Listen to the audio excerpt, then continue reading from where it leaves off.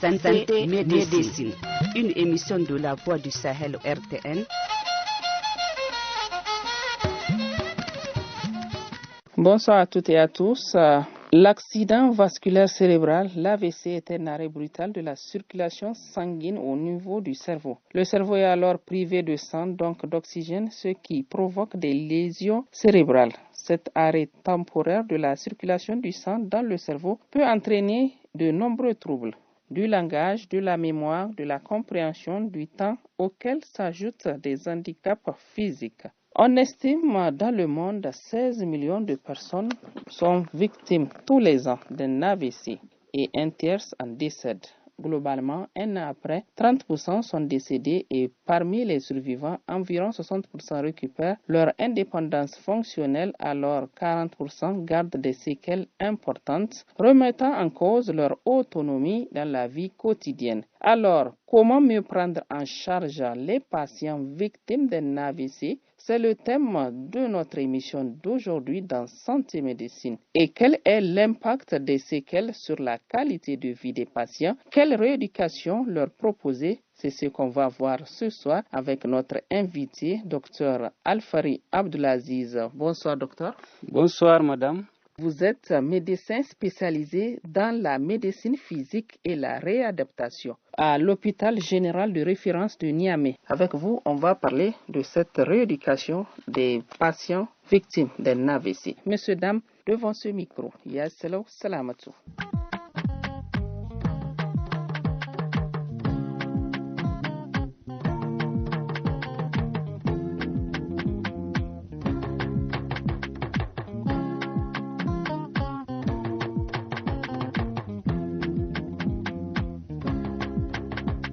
Donc, docteur, avant de rentrer dans notre sujet, on va parler de votre spécialité pour édifier la population par rapport à votre fonction qui est la fonction de médecine physique et réadaptation. Merci, madame Salamatou, pour cette invitation sur ce plateau. La médecine physique et réadaptation fonctionnelle, qui est une spécialité effectivement méconnue dans notre pays jusqu'à une date récente. Et surtout sa place dans la prise en charge donc, de l'accident vasculaire cérébral que les gens appellent communément AVC. Cette spécialité est une spécialité médicale où il faut d'abord être médecin généraliste, c'est-à-dire être formé dans une faculté de médecine, 7 ans soutenir sa thèse et après aller faire la spécialité qui dure 4 ans dans certains pays et d'autres 5 ans. Comme la cardiologie, comme la neurologie, comme la rhumatologie, etc., etc. Sa place, de façon générale, c'est de restaurer ce qu'on appelle la fonction. On sait que dans toutes les maladies, que ce soit les maladies aiguës ou les maladies chroniques, c'est-à-dire les maladies qui durent longtemps, avec le temps, ces maladies-là détruisent un organe ou plusieurs organes. Et généralement, on traite ces maladies soit par des médicaments, soit par la chirurgie.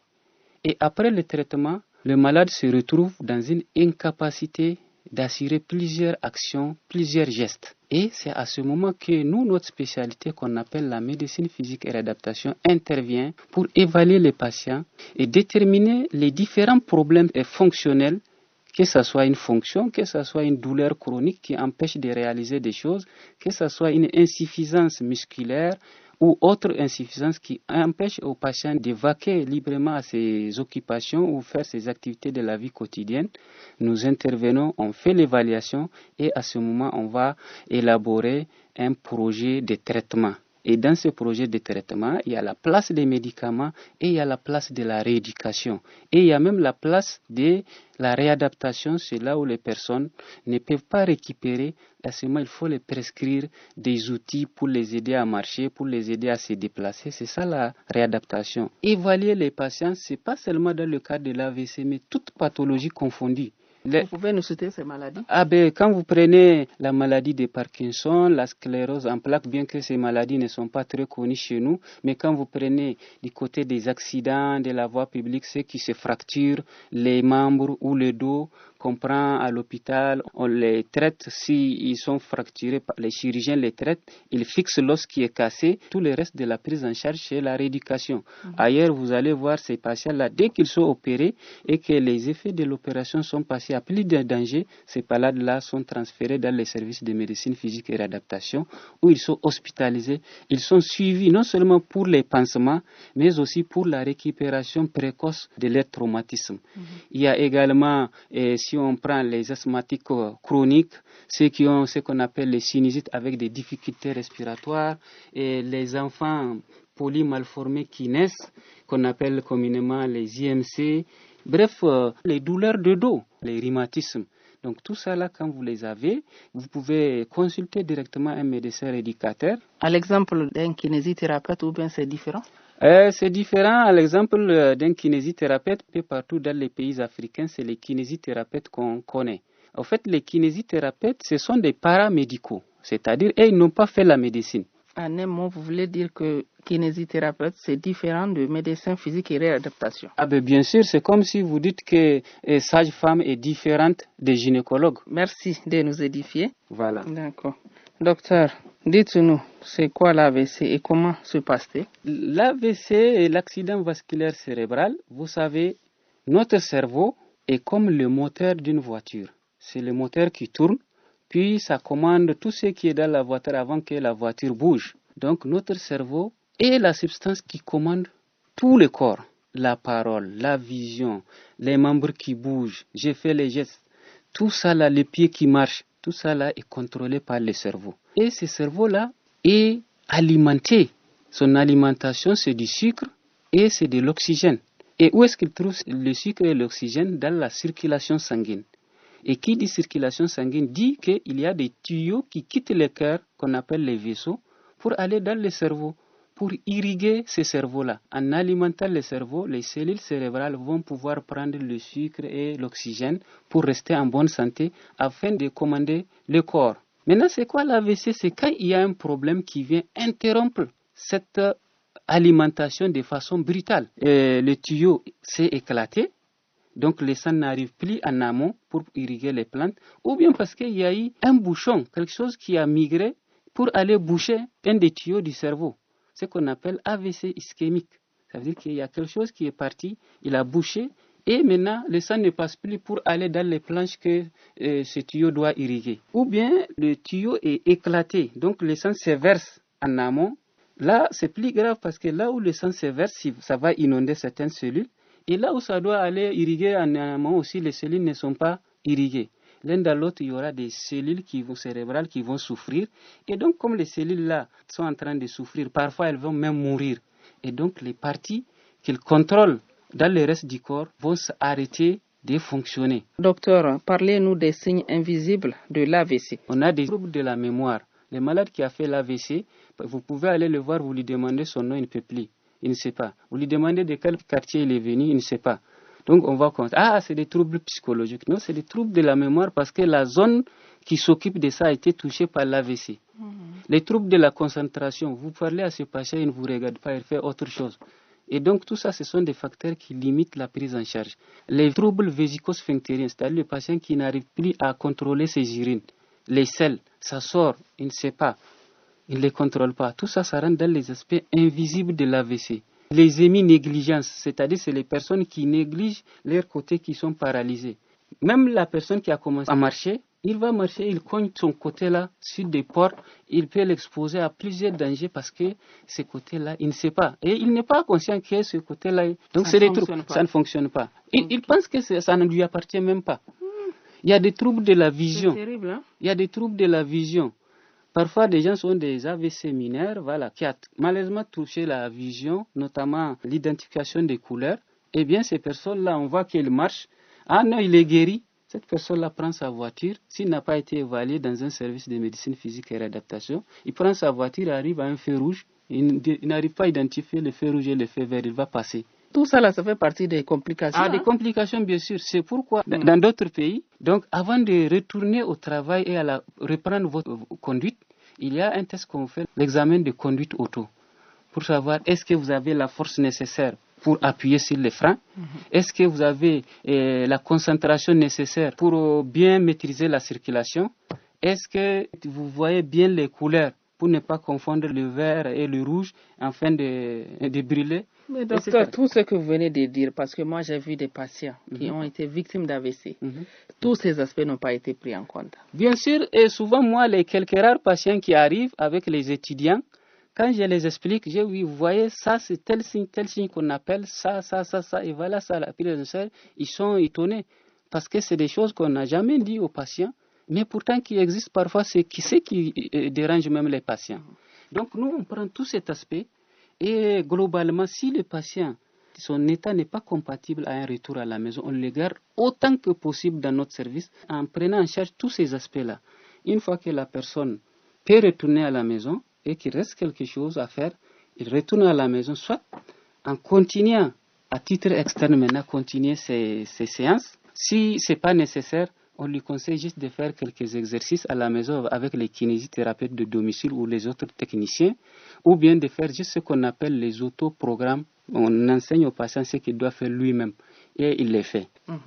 Donc, docteur, comment mieux prendre en charge une personne victime d'un AVC? Maintenant, en fonction de la situation, s'il y a des gens qui connaissent c'est quoi l'AVC, eh bien tout de suite, on transporte la personne dans un hôpital, l'hôpital le plus proche où il y a des urgences. Et quand on vient, le premier spécialiste qui intervient dans la prise en charge de l'AVC, ce sont les neurologues. Et donc les neurologues vont venir tout de suite. Les premiers examens qu'ils demandent, c'est soit un scanner ou une IRM pour trouver c'est quel type d'AVC. Parce que les traitements qu'ils vont mettre en route dépendent de la forme. Là. Voilà. Donc ils vont demander ces examens. Mais entre-temps, il y a des petits médicaments qu'on fait pour sauver la vie du patient en attendant quoi, c'est quelle forme d'AVC. En urgence, ce qu'on appelle la réanimation. Là, ça se fait généralement en collaboration avec les réanimateurs et les urgentistes. Une fois que le diagnostic est trouvé, à ce moment, le médecin neurologue met son protocole de traitement. Mais ce protocole de traitement qu'il met, ce n'est pas pour que la personne récupère tout de suite ce qu'elle a. C'est pour pouvoir limiter les dégâts qui sont en train d'être causés à cette phase aiguë. En même temps, c'est pour éviter que la personne fasse un autre AVC. Et à ce moment, on a mis le traitement, on a limité les dégâts donc de destruction dans le cerveau. Et à ce moment, on met d'autres médicaments. Si le malade a trop mal, on met des médicaments pour calmer les douleurs. Si le malade vomit, tout ça, on arrête. Et c'est à ce moment qu'on doit appeler les autres médecins qui rentrent dans la prise en charge. À ce moment, à la phase précoce. Avec tout ce que vous venez d'expliquer, quel est votre rôle en tant que spécialiste en médecine physique et réadaptation? Voilà, notre rôle en tant que médecin de médecine physique et réadaptation dans cette prise en charge, donc nous allons venir évaluer, on évalue la motricité, on évalue la conscience, on évalue la mémoire, on évalue comment il mange, est-ce qu'il est capable de s'alimenter lui-même ou pas. On évalue les risques de développer des escarres, les plaies que les patients développent sur les articulations, les fesses, quand ils passent un nombre prolongé dans un lit. Donc on évalue tout ça là. Et les positionnements. Quand on les évalue, donc on donne des conseils. Quel est le type d'installation, quels sont les types de matelas qu'on doit donner pour éviter ces complications. Et les déficits qu'on a retrouvés, la force motrice, les degrés de difficulté d'avaler, les troubles de conscience. Et à ce moment, on va prescrire déjà ce qu'on appelle la rééducation précoce pour qu'on commence à stimuler ce patient-là pour ne pas perdre davantage certaines fonctions. Là, c'est quand le patient est encore aux urgences. Maintenant, les neurologues vont gérer ce patient peut-être 2 jours, 3 jours, 1 semaine. Une fois que tout est stabilisé, son pronostic vital n'est plus en danger. Les pays qui ont des services de médecine physique et réadaptation, le patient est transféré là-bas. Et chez nous, au Niger, surtout à l'hôpital général de référence? On n'a pas de service d'hospitalisation en impair, donc ce qui fait que les malades continuent à rester en neurologie ou aux urgences parfois. D'où l'importance de lancer un cri de cœur à l'endroit des autorités. Voilà, d'où l'importance de lancer ce cri de cœur aux endroits des autorités pour nous aider effectivement à construire un service digne de son nom de médecine physique et réadaptation. Parce que ce qu'on a, c'est une unité de kinésithérapie que moi j'ai trouvée. Et quand je suis venu, voilà, le nom a été changé parce que quand il y a un médecin, on ne parle plus de kinésithérapie, on parle de service de médecine physique et réadaptation. Voilà. Et on a fait le premier aspect. Le deuxième aspect, c'est quand le malade est transféré dans le service de médecine physique et réadaptation. C'est à ce moment que nous-mêmes, nous allons continuer d'autres explorations pour chercher est-ce que le malade a d'autres facteurs qui ont favorisé la survenue de cet AVC. Ou bien est-ce que le patient a d'autres maladies qui sont associées à cet AVC plus ses conséquences. Et quand on fait cette évaluation globale, c'est à ce moment qu'on va élaborer le protocole de prise en charge globale qui va prendre le patient en entier. Parce que souvent, ce qu'on a dans notre contexte, quand la personne fait l'AVC, la plupart des cas, ce qu'on voit, c'est le côté qui est paralysé. Alors que derrière le côté qui est paralysé, il y a 1000 autres choses qui ne sont pas visibles. Que c'est généralement en médecine physique et réadaptation que nous, on les évalue. On a des échelles d'évaluation. Comme quoi, par exemple les troubles de la mémoire. Le malade qui a fait l'AVC, vous pouvez aller le voir, vous lui demandez son nom, il ne peut plus. Il ne sait pas. Vous lui demandez de quel quartier il est venu, il ne sait pas. Donc on va constater, c'est des troubles psychologiques. Non, c'est des troubles de la mémoire parce que la zone qui s'occupe de ça a été touchée par l'AVC. Les troubles de la concentration, vous parlez à ce patient, il ne vous regarde pas, il fait autre chose. Et donc tout ça, ce sont des facteurs qui limitent la prise en charge. Les troubles vésico-sphinctériens, c'est-à-dire le patient qui n'arrive plus à contrôler ses urines. Les selles, ça sort, il ne sait pas, il ne les contrôle pas. Tout ça, ça rentre dans les aspects invisibles de l'AVC. Le troisième aspect de la prise en charge, c'est le patient là, parce que l'AVC a été tellement sévère qu'on a tout fait, mais le patient garde des séquelles qui sont incompatibles à une marche normale ou bien à une position debout normale. À ce moment, il y a des appareils qu'on aide pour pouvoir stabiliser la position debout, la marche, etc. Ou si le patient ne peut plus marcher, compte tenu des trucs, on lui prescrit des fauteuils roulants. Ailleurs où les gens ont les moyens, on les prescrit même les voitures qu'on adapte en fonction de leur état. C'est ce qu'on appelle la réadaptation. Mais docteur, tout ce que vous venez de dire, parce que moi j'ai vu des patients qui ont été victimes d'AVC, tous ces aspects n'ont pas été pris en compte. Les pays qui ont des services de médecine physique et réadaptation, le patient est transféré là-bas. Vous allez voir, parce que les soins que les neurologues ont prescrits, que les diabétologues ont prescrits, que les cardiologues ont prescrits, que nous-mêmes nous prescrivons dans les services, il faut les administrer. Si c'est la voie orale, si c'est les injections, si c'est les perfusions, les soins. Avec tout ce que vous venez de citer, docteur Alfari, au niveau d'une unité de service de médecine physique et réadaptation, quel est le personnel paramédical qui vous accompagne dans votre mission? Vous pouvez édifier la population? Après les infirmiers, il y a les kinésithérapeutes qui vont intervenir sur la rééducation généralement fonctionnelle, tout ce qui est contribuer à récupérer la station debout, la marche, etc., être autonome dans les déplacements. Il y a les ergothérapeutes qui vont intervenir tout ce qui est les troubles de l'appréhension, de saisir avec les membres supérieurs s'il y a des difficultés, ou bien comment un patient qui est hémiplégique, comment il peut se lever facilement sur un lit, s'habiller, manger facilement malgré qu'il a des mains qui ne travaillent pas bien. C'est eux qui interviennent dans la rééducation technique. Le médecin, lui, il prescrit et lui, il va faire. Les orthophonistes qui vont intervenir dans tout ce qui est les troubles de la parole, les patients qui ne parlent plus après un AVC. C'est aux orthophonistes qu'on prescrit et c'est eux qui vont intervenir de façon technique, pratique sur le patient pour pouvoir stimuler, donc en attendant que la parole revienne, ou bien qui ont des troubles de la déglutition. Ça, c'est un aspect très important. Parfois, les patients qui font l'AVC, ils meurent pas avec l'AVC, mais parce qu'ils ont des troubles de la déglutition, le fait d'avaler. Généralement, il y a des troubles d'avaler qui sont associés. Dans notre contexte, dès que la personne, il faut l'alimenter pour qu'il ait de la force. Quelqu'un vient avec un sachet noir, c'est la viande. D'autres viennent avec, je ne sais pas. Les médecins ont quitté, vous lui donnez, alors qu'ils ne savent pas qu'il a des troubles pour avaler les aliments. Vous lui donnez un morceau, il marche, vous le forcez, le morceau va en avant, mais y a pas, les muscles là n'ont plus leur force pour le propulser. Et le morceau se bloque là-bas et ça va étouffer la personne et il va mourir. Il y a les psychologues avec les rires, les pleurs. Parce que dans certains cas, ce ne sont pas des pleurs, c'est des rires inexpliqués. Et donc là, la dépression de la personne qui va refuser les soins. Parce que pour moi, c'est fini, il ne veut plus se voir dans cette situation. Donc les psychologues vont intervenir. Il y a les neuropsychologues, on n'en a pas ici, ceux qui interviennent dans tous ces troubles de la mémoire, troubles de ne pas différencier les couleurs, troubles de l'attention. Vous venez, le patient, vous lui parlez, il est là-bas, il fait autre chose. Donc, c'est les neuropsychologues. Donc, vous voyez tout, docteur. Ça fait pitié. Hein? Oui. Il y a les appareilleurs, ceux qui fabriquent les pieds artificiels et autres. Par exemple, le patient a commencé à marcher, mais le pied est tordu. Nous, on peut confectionner un tel appareil qui va essayer de garder les pieds pour que ça ne se déforme davantage. Il y a les nutritionnistes parce que c'est des gens qui ne s'alimentent pas bien. Donc, il faut adapter leur nutrition. Donc, les nutritionnistes sont là avec nous dans nos services. Nous, on va calculer le nombre de calories et le nutritionniste va faire les mélanges pour pouvoir lui donner. Il y a les éducateurs thérapeutiques. Il y a beaucoup de gens, il y a une dizaine de gens avec lesquels on travaille. D'accord. En parlant de nutritionniste, docteur, et qu'en est-il des patients victimes d'un AVC où on leur met un tuyau qui passe dans le nez?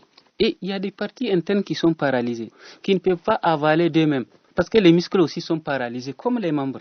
Donc on les met de la nourriture sort de la bouche. Mais il ne peut pas s'alimenter.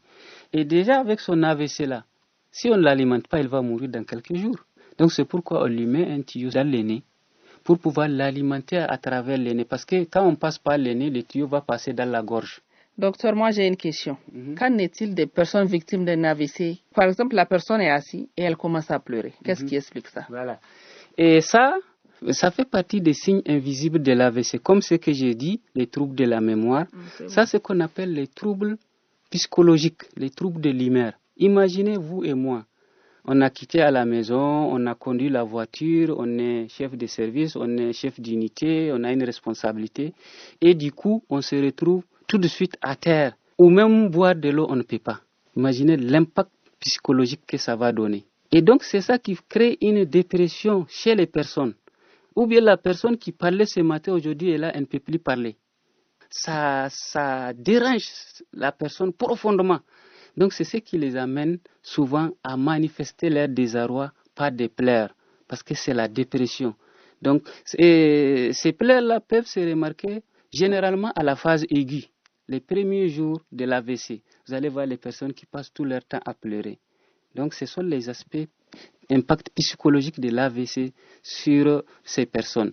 Et certains aussi, effectivement, ça peut perdurer jusqu'à une date, plusieurs mois, où les personnes, là, dès qu'elles les parlent, c'est les pleurs, voilà, quelqu'un vient les voir, c'est les pleurs. Bien quand ils voient une image comme ça. Oui, exactement, alors, parce qu'ils se rappellent de leur passé antérieur, ça les rappelle quelque chose. Ça vous arrive même quelqu'un qui n'a pas fait un AVC, quand on voit parfois son enfant, surtout chez les femmes, son enfant qu'on a mis au monde, qui a grandi jusqu'à 25 ans, qui malheureusement est décédé dans un accident, et un beau jour, vous voyez sa photo qui est là, tout de suite les gens se pleurent. Donc c'est la même chose, c'est déjà la personne victime de l'AVC qui est encore plus fragile, et que dès qu'il voit certaines situations qui lui rappellent de son passé glorieux, et bien tout de suite ça va s'appuyer sur son état déjà fragile de dépression. Donc comment agir face à cette personne? C'est pourquoi j'ai dit, dans notre service, nous avons plusieurs personnes paramédicales que nous intégrons dans la prise en charge. C'est pourquoi dans nos équipes, je parle bien sûr d'ailleurs, où il y a tous les thérapeutes, il y a ce qu'on appelle les psychologues. Et c'est les psychologues à qui on prescrive pour aller s'entretenir avec les patients. Et ils ont des formes de rééducation, d'approche qu'ils vont faire pour les ramener petit à petit. Et en même temps, il y a des médicaments qu'on met. Donc c'est comme ça qu'on les prend en charge. D'accord, docteur, vous voulez dire que même les psychologues interviennent Exactement dans la prise en charge de l'AVC? Bien sûr. Merci de nous édifier, docteur. Combien de temps dure la rééducation après un AVC? Il n'y a pas de temps fixe. Parce que l'AVC, comme on dit, c'est un accident. Donc ça dépend de la sévérité de l'AVC. Et cette sévérité va se manifester avec l'importance des signes chez le patient. Les signes physiques qui sont visibles et les signes invisibles dont on avait cité, qui sont tous là. Eh bien, quand vous faites un accident, la récupération dépend de la réparation de l'organe qui est blessé. Donc le cerveau qui est blessé là, c'est lui qui va se réparer, il va se cicatriser, il va essayer de se corriger. À ce moment, les fonctions vont commencer à réapparaître petit à petit. Si je vous donne un exemple, il y a des gens qui font de l'AVC dans les campagnes, qui n'ont jamais fait de rééducation. Et pourtant, ils se lèvent, ils marchent. Mais si c'est la rééducation qui amène la marche, pourquoi ils ont marché?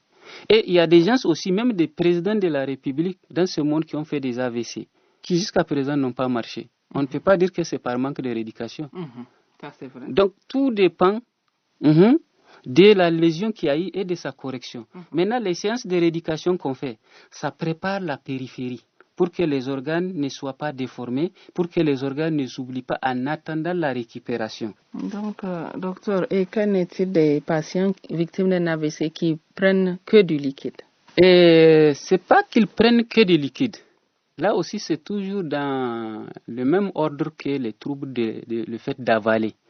Parce que quand la personne commence au début, ne peut plus avaler et que progressivement, la personne commence à récupérer. Quand on va mettre directement des aliments solides, les muscles ne sont pas assez forts pour pouvoir faire passer les aliments solides. Il est plus facile d'effacer par les aliments liquides. C'est pourquoi on commence d'abord par ce qu'on appelle l'eau gazeuse qui s'évapore. Et l'eau gazeuse, là, facilement, ça dissipe, ça passe. Quand on voit que quelques jours, avec l'eau gazeuse, il n'y a aucun problème, la personne ne fait pas de fausse route. Parce que c'est ça l'inconvénient. Quand vous donnez les aliments, la personne fait fausse route. Au lieu que les aliments passent dans le tube digestif, ils vont passer dans les voies respiratoires. Et ça va développer des infections respiratoires ou bien ça va étouffer la personne qui va le tuer tout de suite.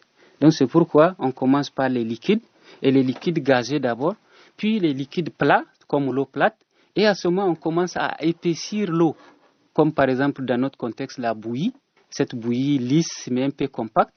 Donc c'est progressivement. Si la bouillie passe, à ce moment, on commence par les purées. Et si les purées passent, à ce moment, on commence à tester les aliments solides. Il ne faut pas forcer le malade. Bien sûr. Quand quelqu'un fait un AVC, vous allez voir ailleurs, c'est des consignes qui sont données aux infirmières et tous les accompagnants. Pour assister une personne victime d'un AVC, il faut beaucoup de patience. C'est ce qu'on n'a pas ici au Niger. Voilà. Les gens n'ont pas la patience pour supporter leur malade. Exactement. Vous êtes toujours à l'écoute de votre émission Santé Médecine. Et pour finir, Dr Alfari Abdelaziz, quels sont les conseils que vous allez donner aux familles des personnes victimes d'AVC? Car l'AVC est une pathologie qui anéantit une famille. Et il faut beaucoup de patience et la prise en charge dure plusieurs années. Effectivement, je vous ai dit la durée, ça dépend de la sévérité. Il y en a qui récupèrent avec ou sans la rééducation en une semaine, moins d'une semaine. Il y en a qui même avec la rééducation veulent faire des années, mais ils n'arrivent pas à marcher. Donc on va dire juste aux patients que l'AVC est une pathologie très compliquée, surtout quand c'est des formes graves. Et on voit très souvent les patients ou les accompagnants veulent que le patient récupère vite. Vous voyez, on les prescrit des séances à l'hôpital, ils vont aller à la maison trouver d'autres kinés aussi qui vont, en pensant que quand on maximise, c'est ça que le patient, et malheureusement c'est là-bas même il crée d'autres complications. Donc la récupération de l'AVC, ce n'est pas une question de vitesse, c'est une question de patience. Le cerveau qui est malade, le cerveau va se cicatriser, le cerveau va essayer de faire les corrections possibles, à ce moment les fonctions vont venir d'eux-mêmes. Maintenant, les séances qu'on fait, c'est la prévention des déformations et en même temps la stimulation, parce que les mouvements qu'on fait vont envoyer des signaux au cerveau.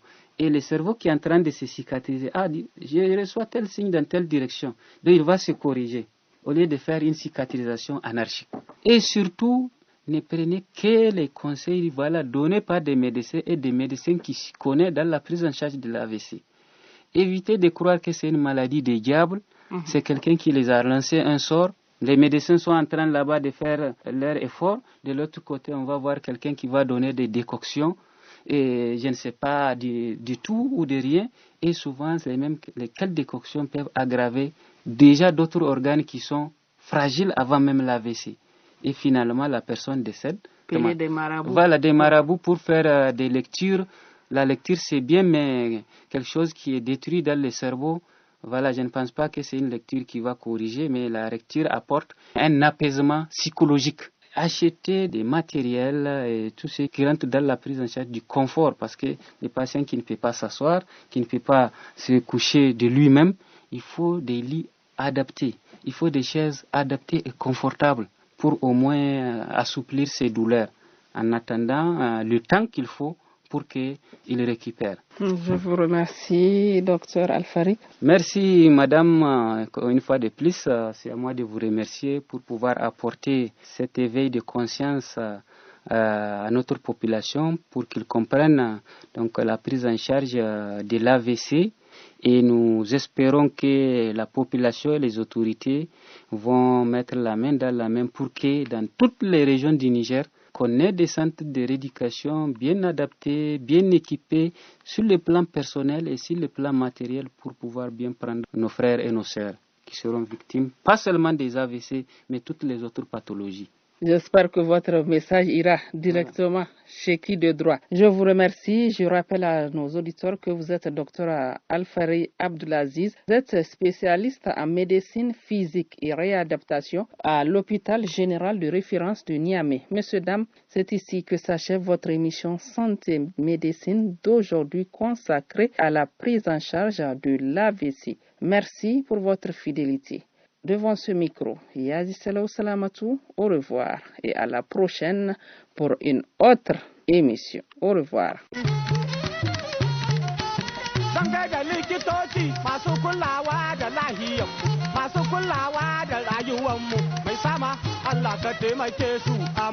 Santé médecine. Zanga da likitoci masu kulawa da lahiyar masu kulawa da rayuwanmu mai sama Allah ka taimake su amin. Santé médecine, une émission de la Voix du Sahel RTN